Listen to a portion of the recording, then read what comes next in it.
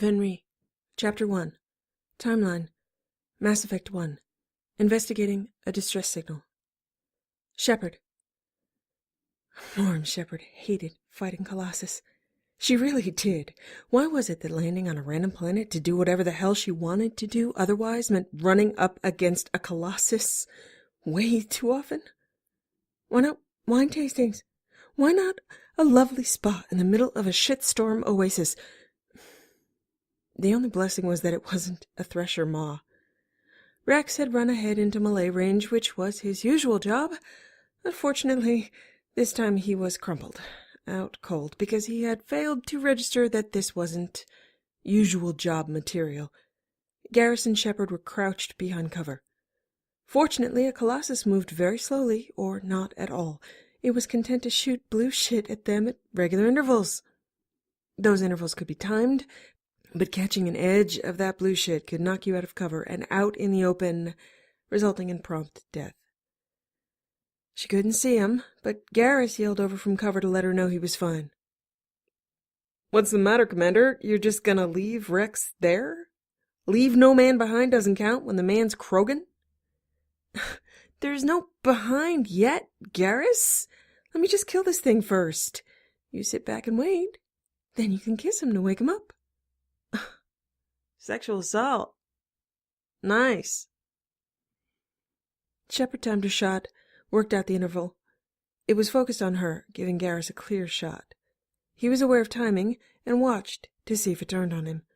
She was careful, doing little damage.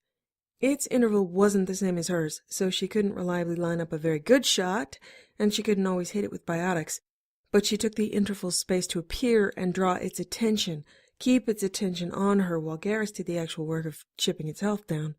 She darted out as bait, red hair and green eyes flashing behind her helmet. There were a few of those jumpy Geth assholes. She hated the jumpy Geth assholes, too. "Garrus, could you focus on the yo-yos there for a minute?" "The what?" "The jumpy fucker Geth assholes." "Is that their technical name?" She shot again and then said, "Yes, jumpy fucker is their classification." There was only the sound of his rifle for a while, and the timing got easier, as the jumpy fuckers fell, or exploded. Shepard yelled again to make sure he was fine when the shots were less regular. "Garrus, why is it that it's often you and I, with someone else unconscious when it comes down to the hard stuff?" "I like our little talks, Commander. That and the fact that I'm not allergic to cover and strategic thought, unlike our usual Sleeping Beauty squad mates." "Sleeping Beauty? How do you know human stories?" "Porn, Commander. Humans have lots of porn, and for some reason they think I'm interested. CSEC had a lot of confiscated bits of weird that made the rounds." "Wow, Garrus. That information made my nipples hard."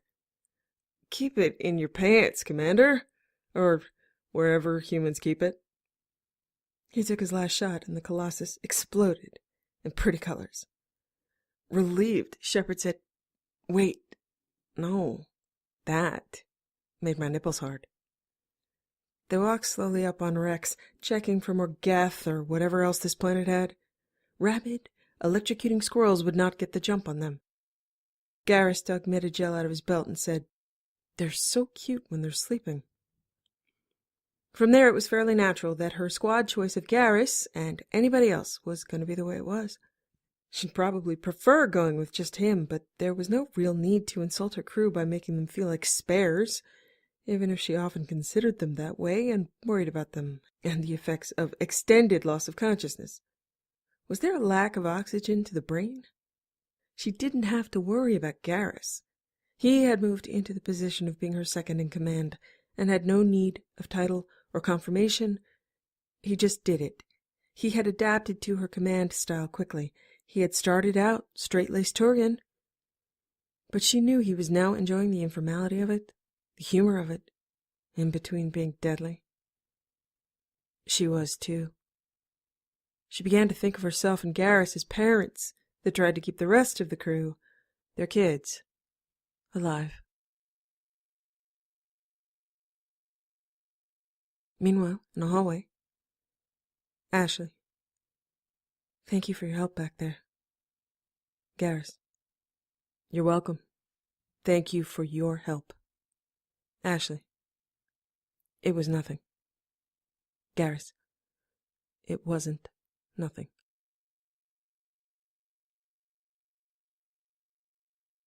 Timeline. Mass Effect 1. After Virmire mission. Shepard.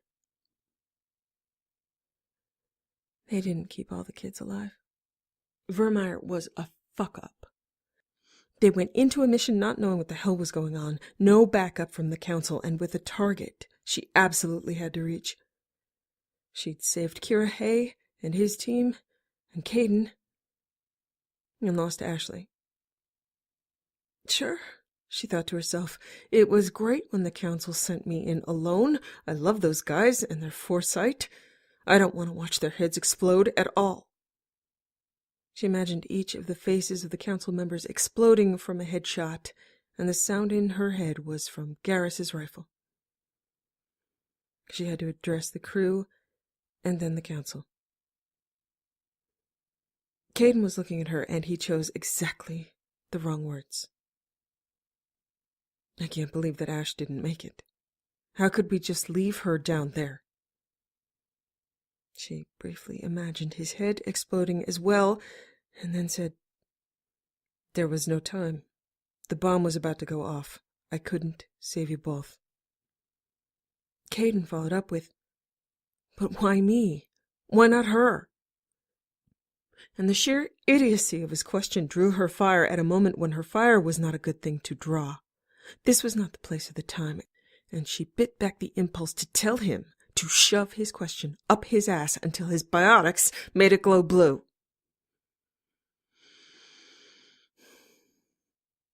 She would redirect this to a teaching moment. She turned to Kaidan. Ashley was a soldier.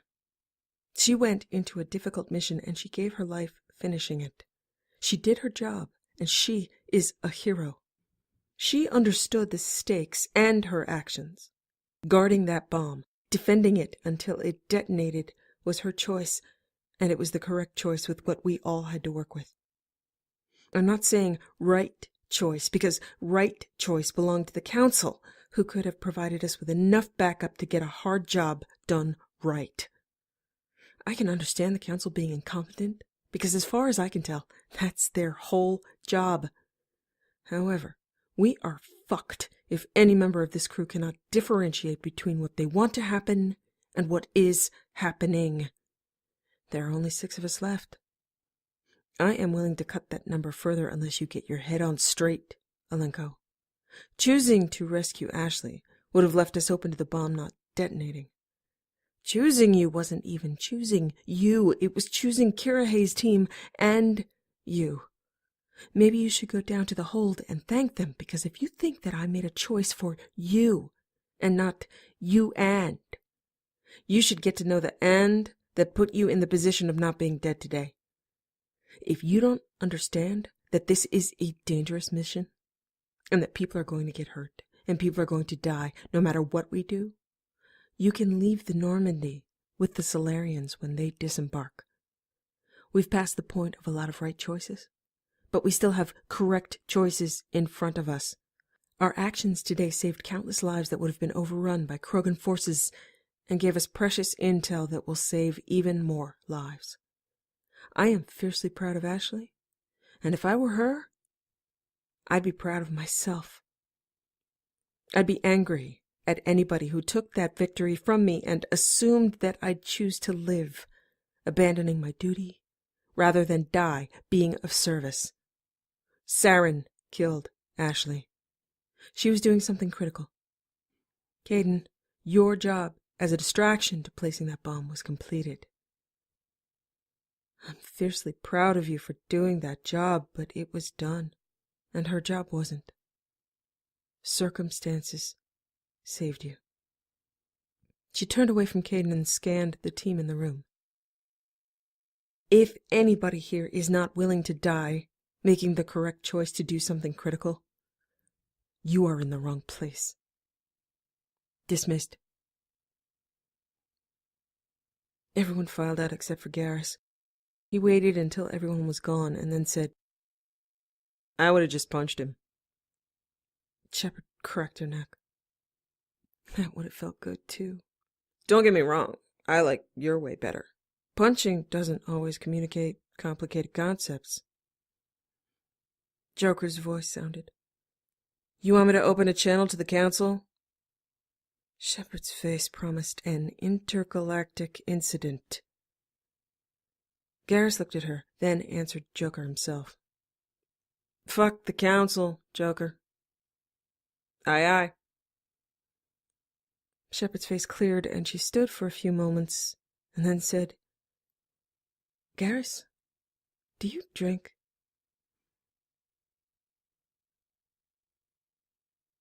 Garrus. He didn't like to drink, really, but found alcohol to be a universal solvent for trade and confidences, so he had a cache of it. I can get a bottle of something if you can get a bottle of something. I don't want to kill you with my something.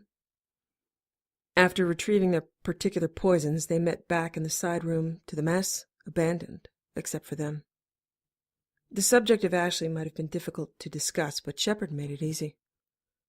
Garrus hadn't known her well, but had heard her theoretically private discussions with Shepard. He couldn't have failed to hear them. He had wondered if Ashley had said what she said about not trusting aliens on purpose, knowing he could hear it. He later decided she wouldn't have. She would have told him straight to his face if she'd wanted him to know.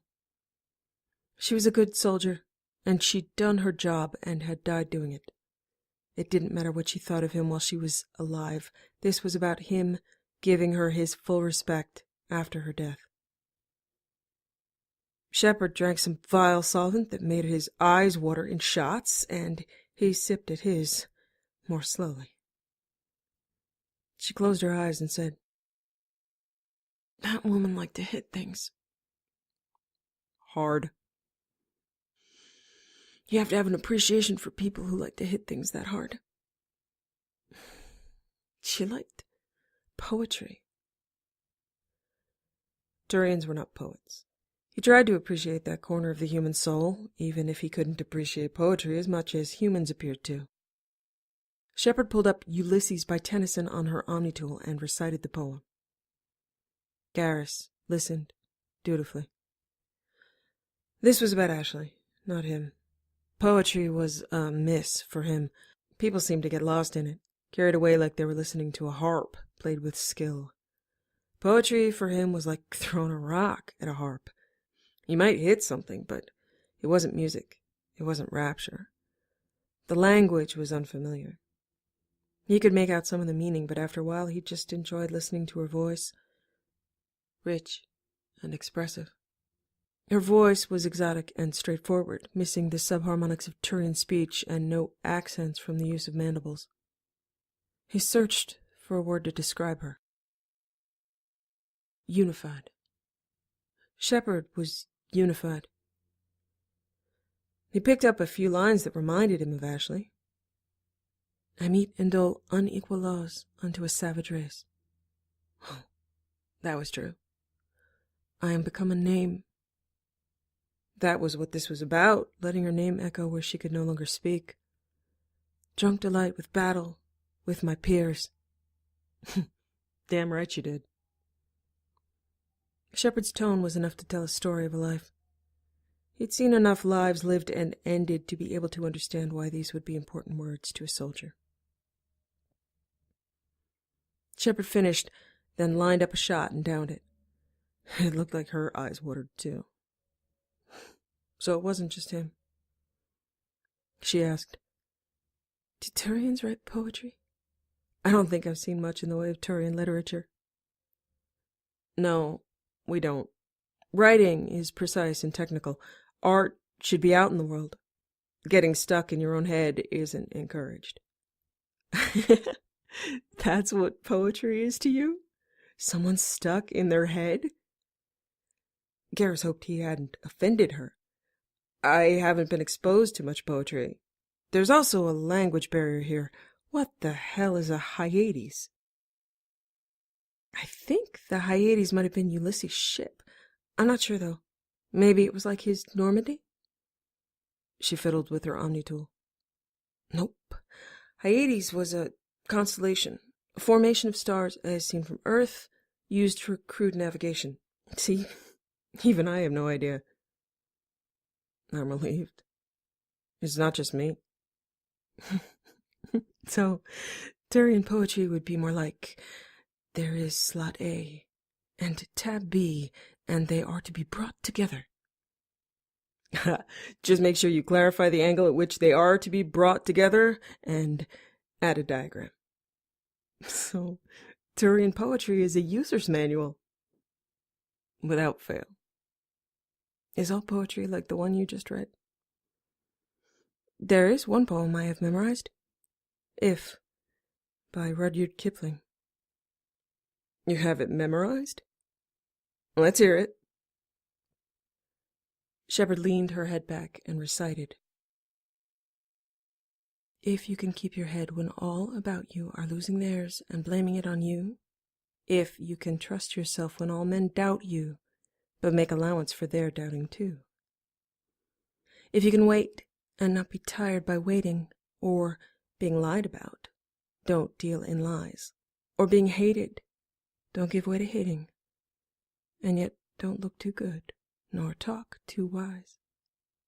If you can dream and not make dreams your master, if you can think and not make thoughts your aim, if you can meet with triumph and disaster and treat those two impostors just the same, if you can bear to hear the truth you've spoken twisted by knaves to make a trap for fools, or watch the things you gave your life to broken, and stoop and build 'em up with worn-out tools.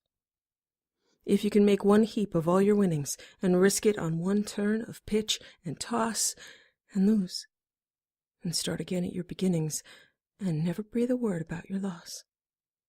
If you can force your heart and nerve and sinew to serve your turn long after they are gone, and so hold on when there is nothing in you except the will which says to them, hold on.